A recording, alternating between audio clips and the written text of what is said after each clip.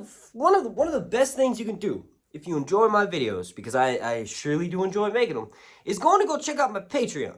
Special thank you to these individuals right here. They are already members of my Patreon, and without them, these videos wouldn't be possible. YouTube basically takes my video, puts it in their algorithm, type in House of the Dragon, wins a winner, and you'll see it, but only for the first hour that it's up. And really, for a YouTube video to do well, it needs to show up in the ranking system for at least a full 24 hours. So one of the ways to combat that, to make sure that, you know, I at least get some sort of compensation for my time, effort, and energy that I put into these videos, is by, going to Patreon and giving me a couple of extra dollars a month. It's basically only if you can afford to do so. If you can't, then that's completely fine. The best way to support creators here on YouTube is, well, by watching their content. Thank you all so much for watching. My name's Mark, and this has been Sorensen Long Night Reviews. Oh yeah, I should probably tell you what this video is going to be about. I'm going to continue with House of the Dragon, and I'm going to answer some questions that I think the average show watcher may have. Slap a like and make sure you have your notifications and that you're subscribed. You have your notifications turned all the way on. Zautrizas pustari ixos daor.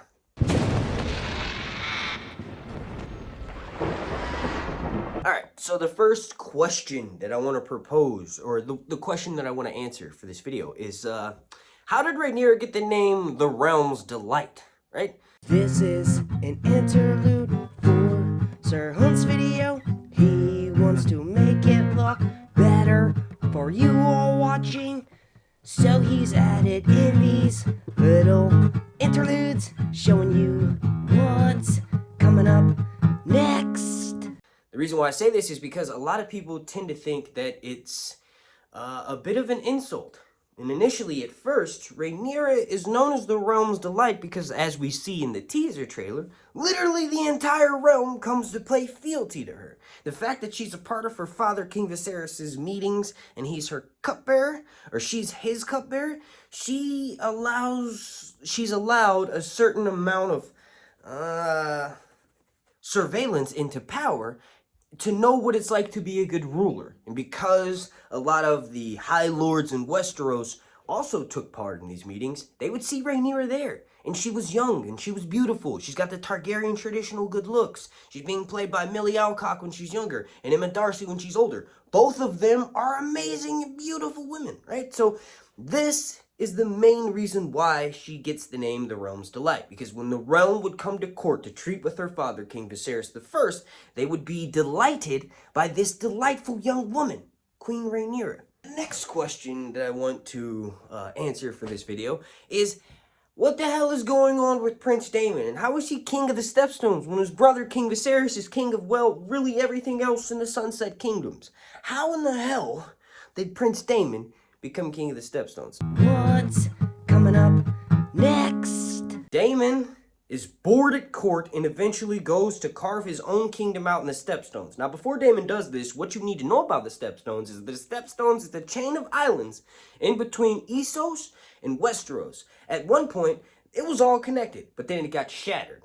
So right now, it's known as the Stepstones, and because there's a bunch of islands that sort of block the path of trade from Westeros to Essos, there's a bunch of people known as the Triarchy who formed this sort of mini pirate kingdom. They heavily tax and rape and pillage any of the ships that come through traveling from Westeros and Essos. So eventually, the three sisters, right, they go down there and they say, hey, look, fuck off. Get away, all you stupid pirates. Don't do what you're doing down here, right? So Westeros is cool with that initially, but then Corlys Velaryon in particular, his ships are heavily taxed the most. So he teams up with Prince Daemon and they go down there and they get rid of everybody. And then Daemon eventually slays this dude named Kragus Crabfeeder. We've actually seen leaked images of him right here in single combat. And then after that, Corlys Velaryon puts the crown of the Stepstones on Daemon's head. The next question that I want to propose is, why didn't we see that many dragons in the trailer? And the main reason, okay, you want to scratch me, boy? The main reason being is because dragons take a while to render in CG, right? I'm sure all of you watching this video already know that, but what's coming up next? The last question I want to answer for this video is, sorry about that. Sorry, as an old man. Sorry, kitty. He's an old man. Will they have saddles and whips? We've already had like a strike on my channel to confirm that yes, there will be saddles on this show. They're gonna have a high-waisted front, or a high front and a high back to basically keep the rider locked in place, and they will have chains to lock themselves in as well. But will they use whips, right? That might seem kind of cruel, but this is very much a part of how the dragons are controlled by the Targaryens.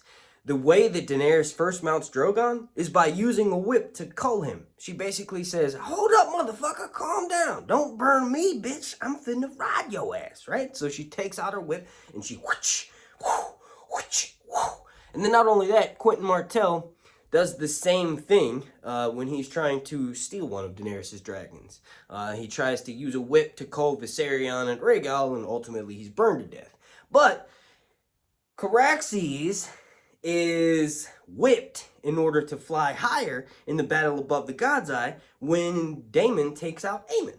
So yes, whips will be used on this show, and I actually think that we're seeing part of a whip in Daemon's armor. In this image right here, you can kind of see it. Like, there's his dirk / dagger, right, which is really interesting because it's like a dragon egg opening, and then you can it looks very similar to Corlys's dagger, which is a she-cell opening.